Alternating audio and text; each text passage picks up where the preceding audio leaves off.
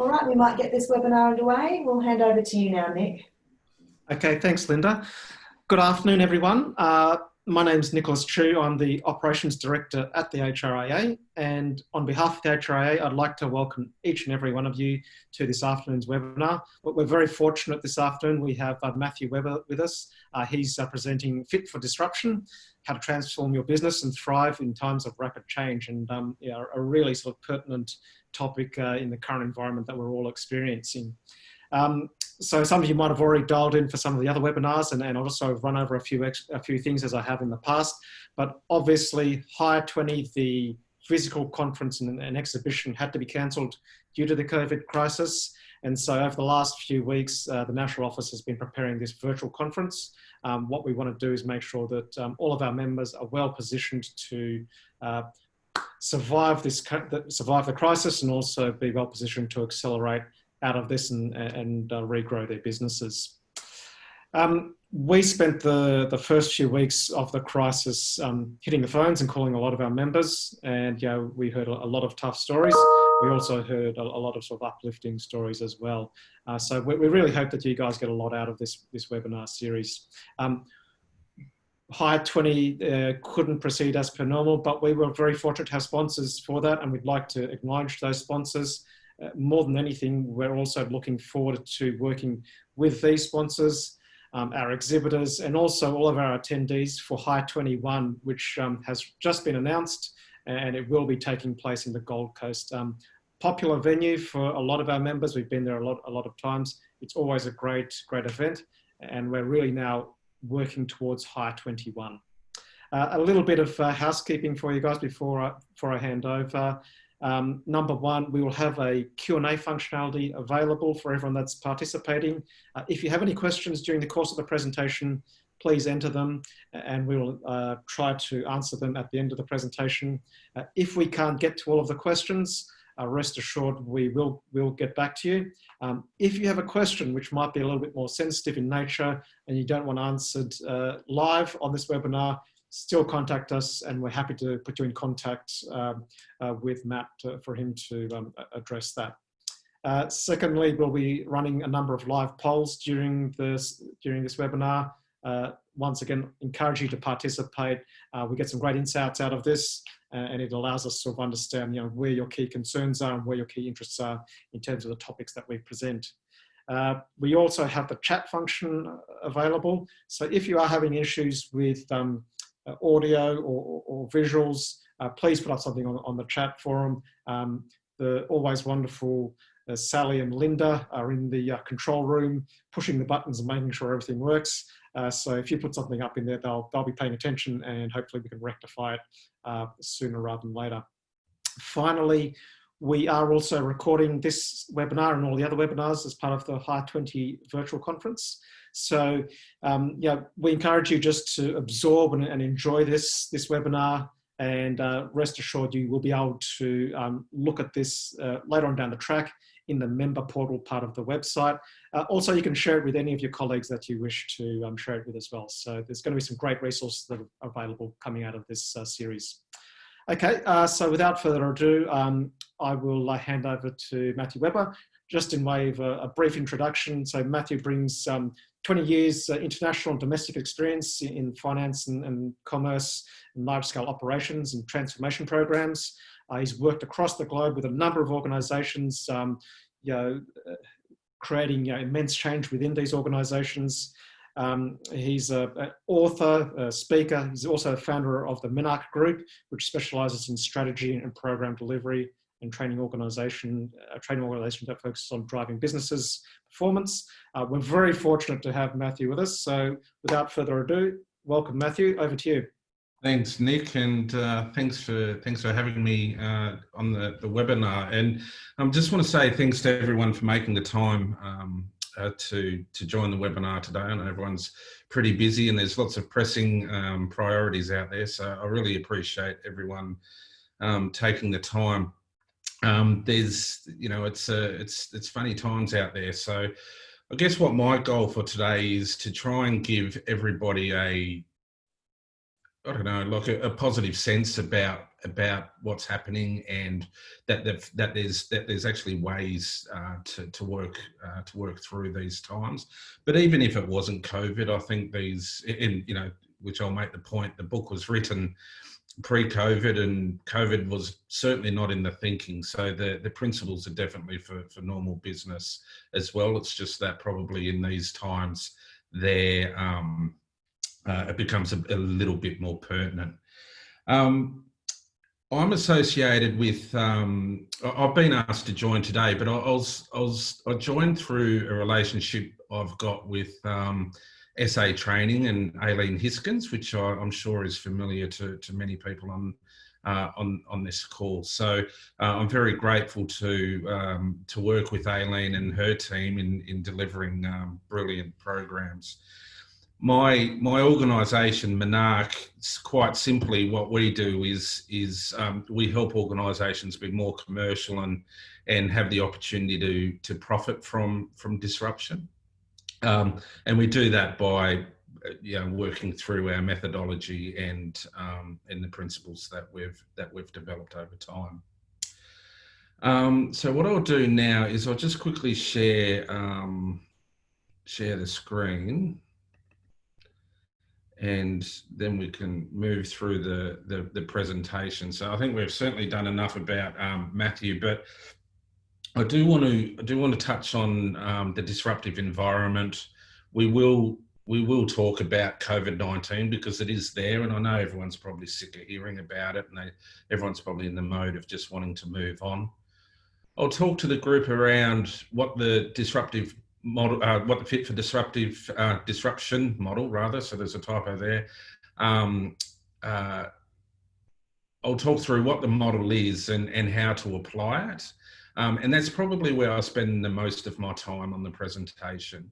We will talk then about what does this mean for the members, for you, and then we'll open it up to questions throughout. But please put the questions in the chat box, and Nick we can address those on the way through.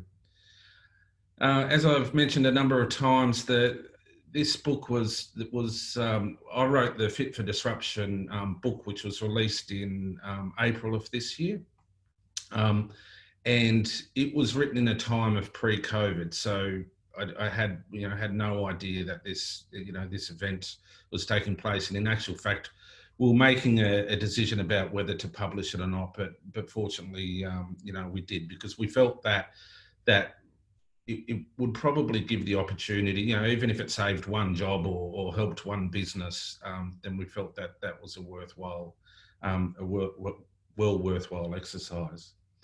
But the disruption that I'm generally referring to is talking about the disruption such as digitisation and new technologies and new ways of working.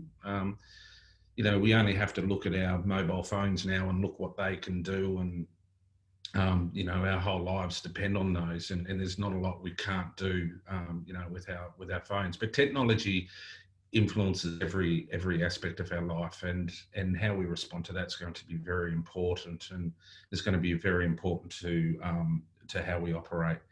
There's things like globalization.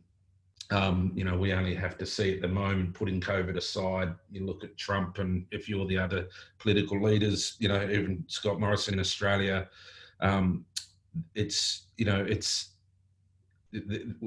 the supply chain is now quite complicated because it is at a global level. So, we're opening ourselves up to, to events like where we are at the moment. And if the trade wars happen, we're in a bit of strife.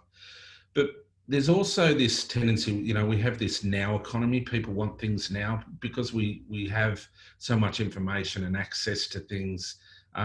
It's definitely a customer-driven economy. So people are wanting things and they're wanting it now. They can access at any point, on their phones, from anywhere, wherever they are. And then we have other things like gig economy and so forth. So I think there's three points that I wanted to touch on with that, and that is first of all, with all that disruption is going to happen whether we like it or not, and there's a exponential rate of disruption that's coming our way. And putting COVID aside, the way that we're working, the way that we're doing things, the way that we operate is completely changing. But the first thing that we have to do to address that is to have a positive mindset. So we can, we can put our head in our hands and get all frustrated, but it won't change anything. What we have to do is have a positive mindset and look to reasons about how this disruption will actually help us. Importantly, we then need the ability and the capability to respond. And, ultimately we need to be adaptable, and that piece around being adaptable is becoming so much more important. And if anything, current events are showing us is how important that is.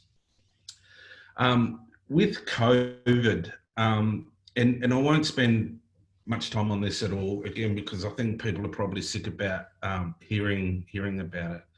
What I will say, and it's not to dismiss the seriousness of the event and how, there's lots of sadness out there and lots of problems that it has created. But what I do want to say is there's a lot of positivity out there as well. There's lots of good things that can happen in times like this. I see manufacturers, changing, they're clothes manufacturers, but they're making masks, or breweries are making hand sanitizer. I looked at some of the, I was at our local hotel the other night to pick up some takeaway, but they've basically set up the hotel as a small grocery store. And even on a social level, I'm seeing a lot more kids at parks and people running around. There has to be some good that comes from this. And again, I think that gets back to having a positive mindset, notwithstanding that it's been a very trying time for many people. Okay, so what I'll do now is I will talk through the model.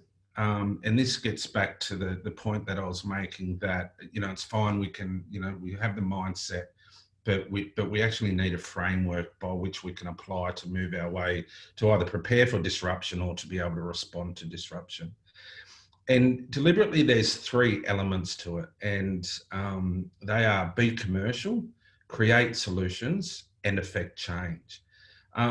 There's nothing rocket science about this. There's nothing, as I walk through this, a lot of it will be very intuitive for most of you.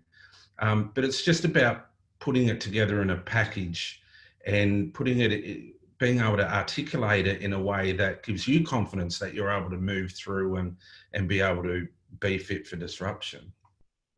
But the first one is around being commercial, and actually I'll go back to the main thing. This is around setting a foundation and direction, and making sure that your organisation has the discipline to be able to respond or to adapt to the new environment. The create solutions is very much around creating solutions that solve problems for your customers, not necessarily yourself. Ultimately, it will, of course, be for yourself. But a lot of people solve problems that are either not real problems, or you can't actually get any value from solving those problems. And then the third element being affect change. So affect change is simply making it happen, getting shit done, basically. It's as simple as that. Under the model, so now what I've done is I've highlighted the three components of the model, which was be commercial, create solutions, and affect change. And now what I'm doing is I'm going to dig down a little bit more into the commercial model, of which there's four elements, and then I'll do the same for create solutions and affect change. So in the commercial model, there's four elements, and the first of those is around developing a strategy and a strategic plan. And this is this is about knowing a few things here. It's knowing why you do what you do, and how you're going to do what you do and get the results that you need. It does not mean it has to be set, cast in stone, and you can't pivot. In actual fact, if you do that, you'll be dead. But equally, if you're so loose that you don't know where you're going, that's a problem itself. So I used to work for Kmart. I used to head up their international supply chain, and they had a great they spent a bit of time on their strategy, but not a great deal. But the great thing about their strategy is everybody in the organisation could understand it and recite it. And I still to this day know that their strategy was lowest prices on everyday items for families. And those three components, lowest prices, dictated everything they did about the product they bought to stock in the shelves. So they made sure that they picked products that they were able to sell lower than anybody else. And they had to be everyday items, so things that you would use in your family home and replace on an everyday basis. And for families, it was very clear. And at the top of the family was mum, who literally had 17 minutes. But the strategy could adapt, but it was nice and succinct, and everybody in the organisation could understand what it was. The second element of the commercial model is to build a governance framework. I liken this to a Formula One car. Formula One cars probably, well, that sport is probably one of the most innovative spaces in the world. So, but if they don't have really structured governance frameworks, that car would crash, or they wouldn't get the tyres changed or whatever. So they need that governance in place so that they can go fast. But equally, what you don't want is a governance framework that's just going to cripple you and stop you from doing anything. But you do want to make sure that you've got some basic controls. The third element is around having a business intelligence capability, and this is just pretty much measuring what matters most, and not getting stuck, not in a paralysis by analysis thing, but just getting the right information at the right time and making it available. And that's not only financial information, but it's also operational information, or information you get from your suppliers, and things like availability or when products being delivered, becomes really important. And then the fourth element is no surprise. By the way, I'm an accountant by background, so this had to make a show in the model, but it's making every dollar count, and in this, it's around eliminating waste and making sure that whatever dollar that you spend adds value to what you're doing. But there's a trap here. And the trap is, what a lot of people do is they become penny wise, pound foolish. And when they become penny wise, pound foolish, they erode value, and they will do things like destroy value, destroy relationships with the suppliers. I once worked in a larger organisation. They were in manufacturing, and they were doing a little bit tough. And the CEO was literally. He put a thing out, something about how much toilet paper we could use. And it was just like, it was the most, and I'm sure he just used that as an example to make a point, but it was a silly comment, and he basically alienated everybody in the group. So that's the commercial model. Again, the whole idea of the commercial model is just to make sure that you're grounded, and that you are able to pivot because you are in control, and you have the availability of resources and structure within your organisation to be able to innovate. I didn't move through these slides, so my apologies for that. I was just sticking with the main slide. But the next element of the fit for disruption model is to create solutions for your customers and not necessarily yourself. So remember, now we've got our foundation in commercial, and so now we're in a position where we can get a little bit more creative. The first element of that is creating an environment that will boost imagination and provide opportunities for creativity.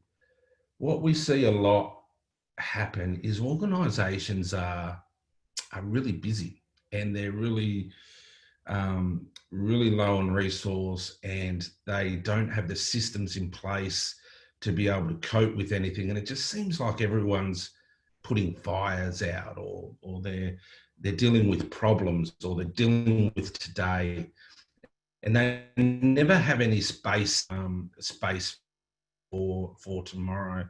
And then the other thing that happens is you get, it's almost like we have a culture of once we start using our imagination, it's sort of, or we start being creative, it's like some people don't view it as real work. Now, not for a moment am I suggesting people to, I don't know, be like Google and sit around in bean bags and I don't know, wear, you know, I don't know, chinos to work, whatever it might be.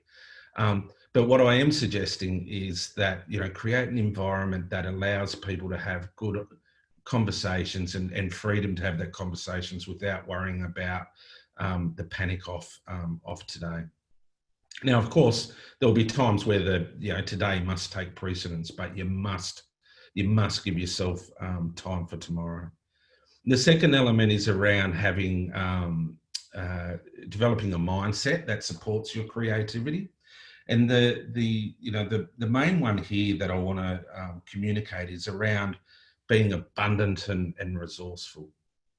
I once had a boss tell me, I was complaining to him that I didn't have enough resource. And he asked me how many people I had working for me. I put a number on it, 3, 4, whatever it might have been. And he said to me, it's rubbish. He said, everybody works for you. He said, I work for you, your suppliers work for you.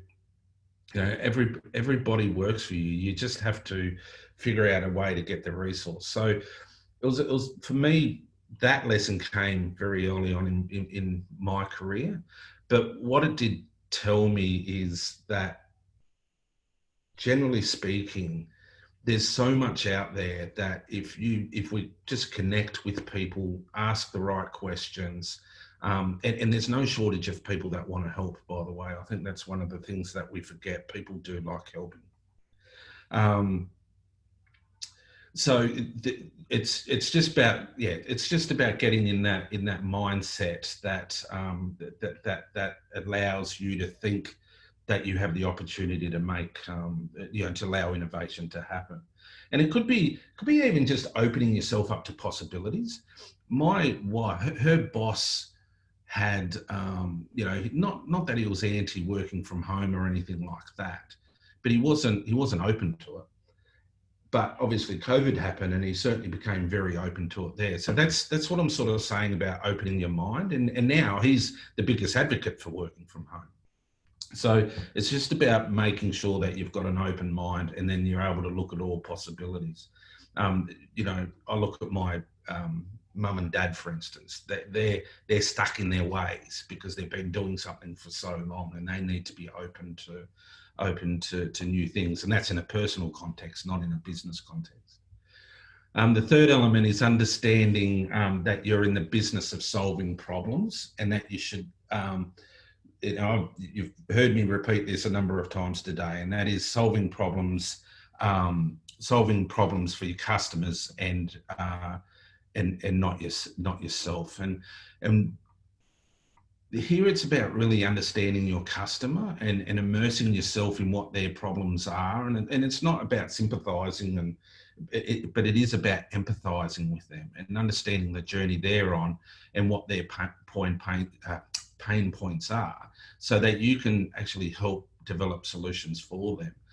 Too often you see organisations just develop products or services or even processes that actually don't help anybody. So the closer you are to your end customer, the better off you are.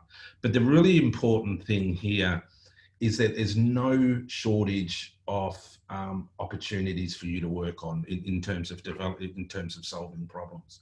What the trick here will be is to prioritise and to make sure that you're working on the right ones, and the ones that that give you the most bang for buck, I guess. And then the last part of the create model is learning by doing. Dr. Michael Ryan, he's one of the chief medical officers from the World Health Organization. And you're probably going, what does that matter here? But he actually, there's a great YouTube video of him, and he talks and he uses these words. He says, perfection is the enemy of good when it comes to emergency management. Speed trumps perfection, and the problem in society is we have is what we have at the moment. Is that everyone is afraid of making a mistake. Everyone is afraid of the consequence of error. And what we have to do is we have to get ourselves in a place where we're able to accept that to move with speed, there will be some failure, but the trick will be then to learn how to minimise the impact of those failures, but most importantly to learn from those failures. So they're the four elements of the create model, which is fostering an environment that helps boost imagination. It's developing a mindset that supports your creativity, understanding that you're in the business of solving problems. Because remember, if we're not solving problems, we can't give value, and we should start by doing. The third part of the model is the change model, and there's 5 components on this, and it starts with leadership. Everything, and sorry, I just want to come back. Remember, change is about affecting change. It is about making stuff happen. And what we tend to be really, really good at is talking about things, but if you've developed solutions, you have to make them happen, and you have to make them happen in a way that is sustainable, so it sticks. But leading the vision, is,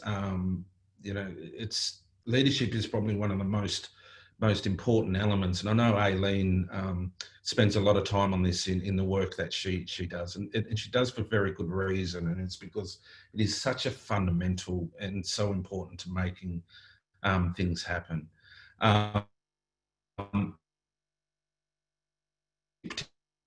Through disruption and times like COVID, is helping people find a way through, helping people to get from point A to point B, showing people what it's going to look like at the other end, and helping them understand why they should take that journey.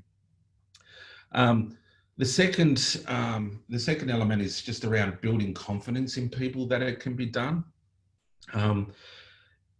People, I guess we're funny creatures, but what we do love certainty, but this is where a good plan can come into place, because a good plan can show the way through. But nothing is more powerful to building confidence than getting some quick wins up, and what that does is it creates momentum and belief in what's happening around people.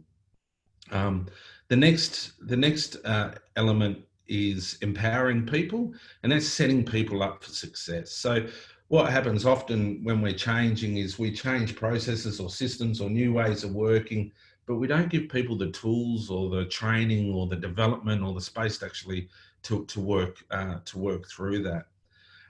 The other thing with empowering people is what you don't want to do as well, particularly in times like now where you need decisive leadership, is you've got to be careful that you don't confuse that with being authoritarian or where it just smothers people's empowerment, I guess. So what you want to do is you want to create an environment where people are able to have open, honest conversations to basically stop you hitting, or having a train wreck.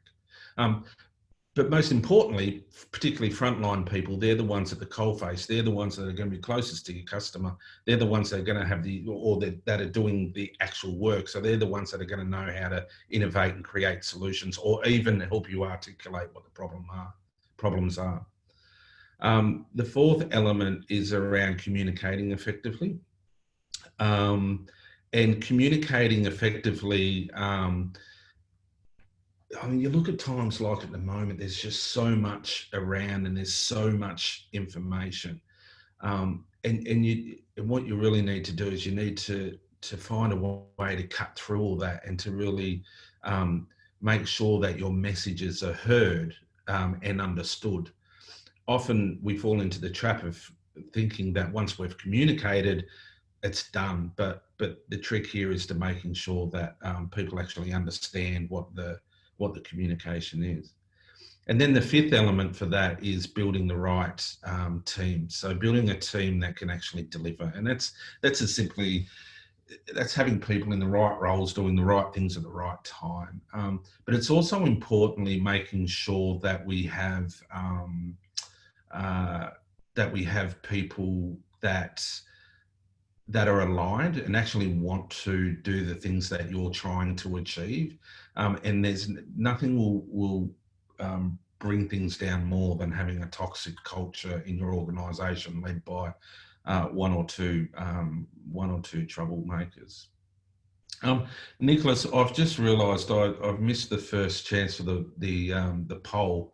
I'm not sure if you want to run a poll on the second poll now, or.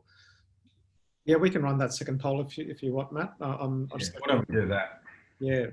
So maybe Linda or Sally, if you can pop up that second poll. So what type of new businesses and services will emerge and succeed in the hire industry as a result of the COVID disruption? We've got a list there of digital aggregators, solutions that solve customer problems, etc. So I can just ask the participants just to sort of click on the most appropriate answer for themselves.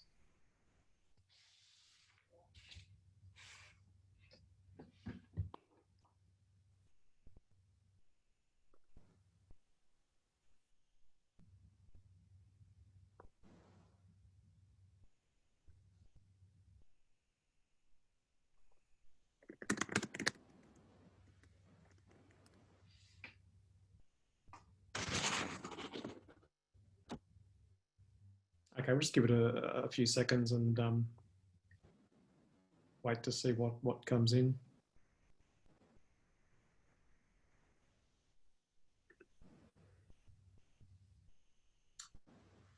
Here we go. Yeah. Can you see that? You can see that, Matt? Yeah, I certainly can. It's I think that there is, quite simply, there is no right or wrong answer, and this is it depends on what's happening in people's environments and what's happening in their four walls, for instance. So that will matter. But there's a couple of things that I do want to point. The second one there, solutions that solve customers' problems and add value to all parties. I think that's ultimately what we're trying to achieve, right? We're trying to solve problems for customers. And that does not always mean tech solutions.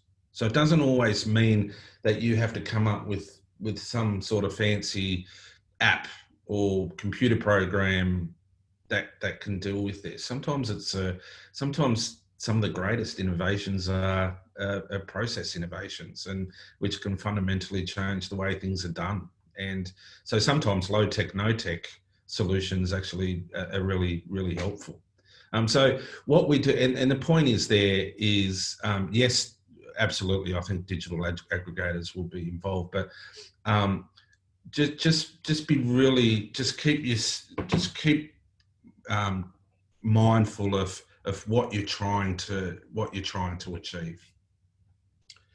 So we'll just move through, and the next, this is around sort of digging under that a little bit further, because I know, like, for instance, digital aggregators came up, or but what I'd be what I want to do is talk about some of the disruptions that you may be exposed to, and it's sort of I touched on it a little bit when we're talking about that poll, and obviously one is around technology, and technology is probably the most obvious one.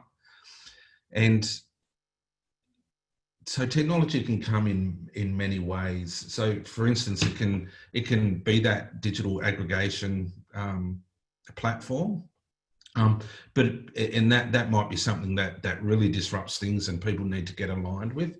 But it also can be back-end systems that help your organisation run, and it could be how you interact with your suppliers and how you're able to leverage data and information. So the next wave of disruption will come through knowledge and being able to analyse data and what customer data and also your own data.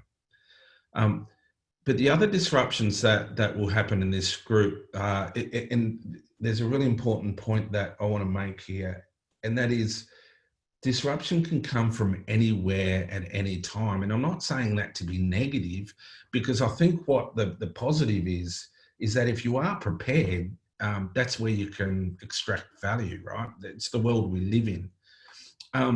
But we can have everything from an environmental disaster. We could have changes in weather patterns that make it happen. It could be aging populations. I don't know. Like, are we going to be? What's going to happen when all the wealth transfers from the aging population to the younger generations? Are they going to be building more buildings, and which means we need more hire equipment? I'm not sure. But obviously there's going to be, I'd assume, much more government stimulus. Where are they putting that? How are they applying it? And then there will be other disruptions around just customer buying behaviour. And again, the point that I'm trying to make here is just treat as if every day you're going to be disrupted. So make sure, so then stay focused on the three fundamentals of the fit for disruption model, by being commercial, so that you're grounded and that you can that you have clear line of sight, that you're able to create solutions and you're able to partner with the right people to create those solutions, and that you're able to affect change. Because the reality is we've got no idea what's going to happen to us tomorrow, and COVID showed us that not in our wildest dreams would have we imagined the entire world would stop. And I know that that's an exaggerated example, but it could be something very local. I don't know, the new roads have been built around your area, so people stop doing things. So disruption can be anything, or it can take any shape or form. But there's also, when we think about what our responses could be to some of the disruptions that do come, we can do nothing, but I'd suggest that would be a short-term strategy. We can definitely create, and that's obviously the second element of what will of the fit for disruption model. But within that, what I'd love to think about is that partnering with people is also a great way to work through that. And I look at it as, that's partner with your suppliers, or partner with external partners. It could be like myself partnering with Aileen, on training and development of and building capability within people. So there's a lot of leverage that can be gained by partnering with people, and also sometimes you can actually buy in the response. So you might need to buy in a resource, or buy a new program, or buy a new way of working, and so sometimes you just have to cut through it and make an investment, so to speak. So that pretty much concludes the presentation. So I think what we'll do now, Nicholas, is open it up for questions. And yeah, Fantastic. So yeah, thanks Matthew for that presentation. Yeah, and there's a number of key sort of takeaways that I can see there. So we've got a few questions here now. Let me just open them up. Okay, so this is a really pertinent one. So as you're probably aware, we have our members range from small single branch businesses up to national corporations. So as a small business, how would this framework apply to those micro businesses, those small family businesses? Yeah, I think, well, thanks for that, Nick. My first part of the answer is quite simply that their business the fit for disruption model is its principles. It's not a you must do this then do that, and those principles apply whether you're in small business or big business. So if you're BHP, you have to manage your money. You have to have financial reporting. And if you're running your HIRE business in the suburbs of whatever city or regional town or wherever you might be, you would want to have a good handle of your financials as well. So there's some fundamentals of business, and I think that's what the fit for disruption model is trying to do. It's funny, sometimes it's a backhanded compliment because people are almost, when they read it, particularly in corporates, mind you, they go, yeah, but I was looking for something more intellectual. And the reality is it's actually not intellectual. It's actually quite simple, right? But what we do have to do is we do have to apply our minds to it. The only two things that I would say would be to create new solutions. Bigger organisations are going to have either more resource or more people around them.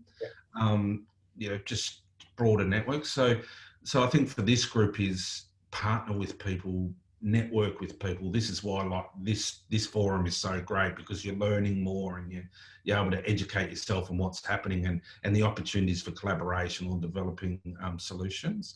But the other thing is on the change model, it's probably easy to get change through, right? Because if you're the boss, you can make the decision and you can make it happen. But there's a risk there that you can just be too gung-ho with that. So you want to make sure that you're not too, you do it sensibly. Yeah, and it's a good point that sometimes the smaller businesses can be more agile, that there might be less of bureaucracy to work through to affect change.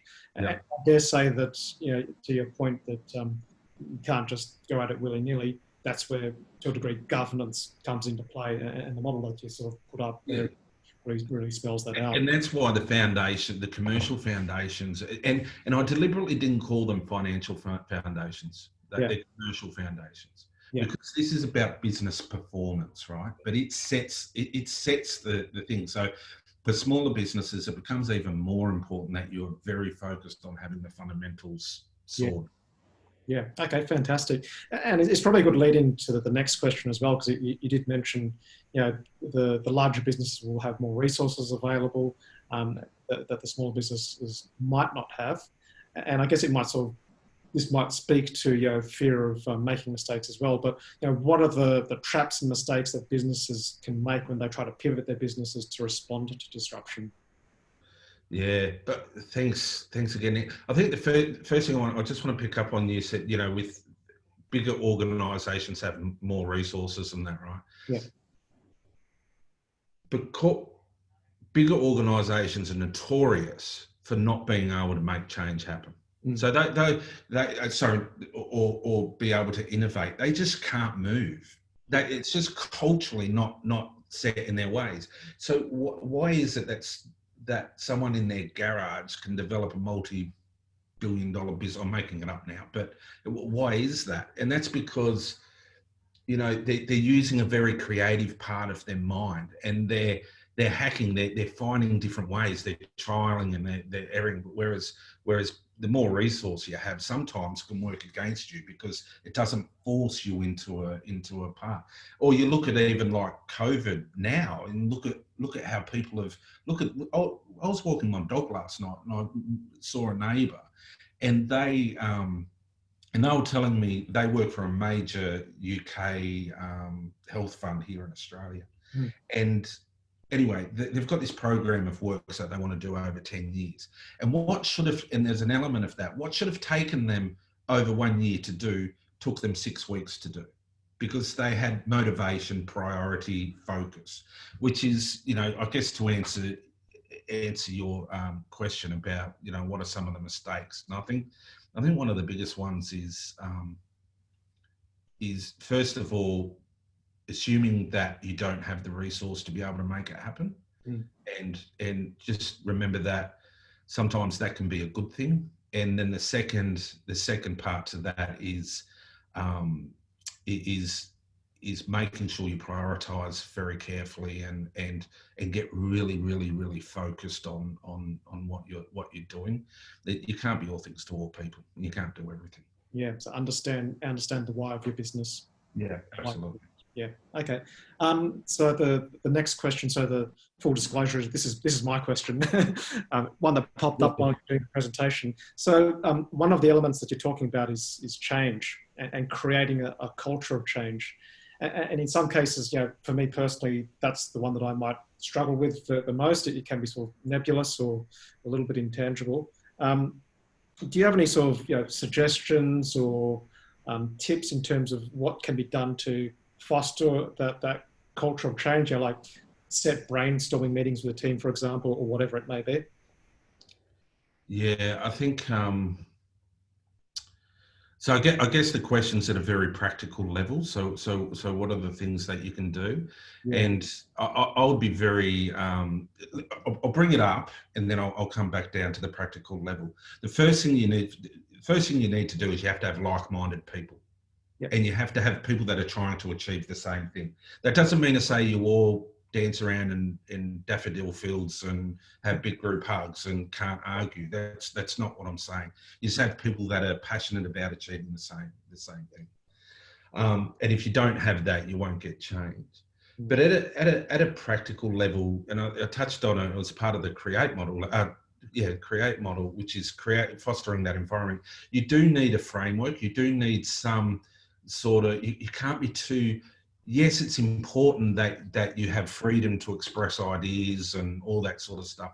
But what you do need is you do need some structure around that. Not structure that's going to debilitate you, but structure that will help promote it. And there's nothing better, and there's nothing better than getting people to talk through an issue.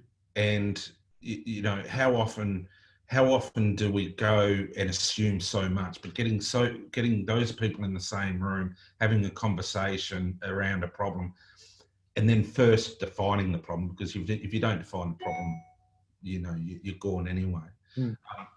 But to answer the question is you'll need simple frameworks, which will include workshops, which will include meeting cadences, and importantly, making sure that whatever you agree on and do, you do.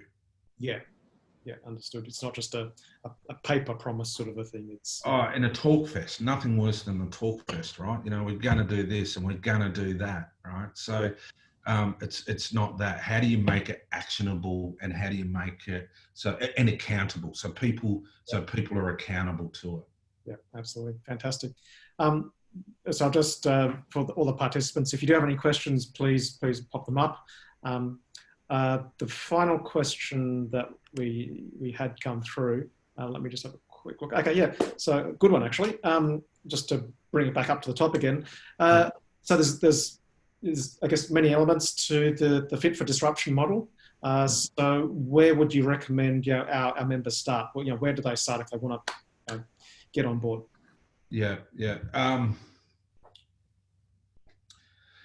Remember the one thing about the model is you can actually start it wherever you want. It depends on what's really important for you and what your priorities are. I would personally, you know, given that the commercial part is a foundation, that's obviously a good place to start. But if it was, say, for instance, some organisations that I'm advising and working with at the moment, it's just about survival, right? So you're not going to be coming up with new creative solutions to, I don't know, re-engineer the supply chain and change the delivery methods of, you know, whatever, and get it done quicker. Or, you know, this is about freeing up enough cash, and working with your service providers and suppliers to keep in business. Yeah. And if that's your imperative, that's what you need to do. Yeah. But equally, some organisations are actually doing quite well through this, and what they should be then putting their mind to is, well, how do I leverage this? Because this has probably opened up a whole new opportunity. You know, I can start, you know, hiring medical tents and things like that. So, you know, what are the new business opportunities that come out? So it will be very situational. But just I'll just keep it very simple. And a lot of the time I think we have to be really honest with ourselves about with where we're at. So some people that are very commercially sound, because they're uncomfortable with developing new, you know, creating new solutions, they might be uncomfortable with that. So they just stick to the commercial part, right? But they've got that licked. But equally, like I was saying before, no good going off trying to change the world if you're not going to be in business. You know, you've got to survive. Yeah, absolutely. Yeah, great insights. Thanks for that, Matt. So we might wrap this up, and I'll just close off a few things for everyone as well. So as I said, if there's any questions that you haven't asked, still shoot them through. If they're a bit more sensitive, shoot them through, and we can connect you directly with Matthew as well. So we encourage you to do that. Number two, as we end this webinar, there will be a survey that pops up. We'd really encourage you to complete that survey. It gives us some great feedback to understand, you know, what you've gotten out of the various sessions, but also what you'd like to see in future sessions. And we want to make sure that we're giving you the right content for the times as well. I did mention at the start of the webinar our HIRE20 sponsors and the support that they've shown. One other thing to be aware of is that they do have a number of HIRE20 Virtual Conference show specials. We've posted those up onto our social media pages, so please have a look at that, and you may sort of see something of interest there. I've mentioned HIRE21's been announced as well. Keep your eye out for the details as that comes to hand. Also, I'd encourage you to please attend the rest of the HIRE20 webinars. There's still some great content to come. We're about to relaunch the Young Professionals Leadership Development Program. We've got some other great workshops coming up as well, which are more in the accounting and advisory space as well. So I'd encourage everyone to have a look at that. Finally, listen, on behalf of the association, thank you for coming to this series.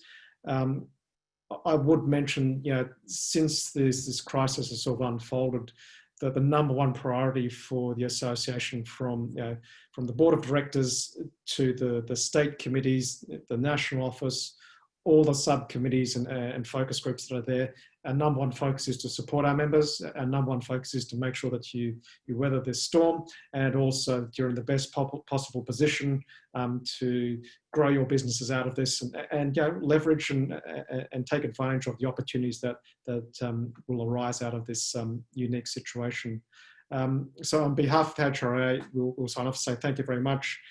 Stay safe, everyone, and we look forward to seeing you on some other webinars. Thank you.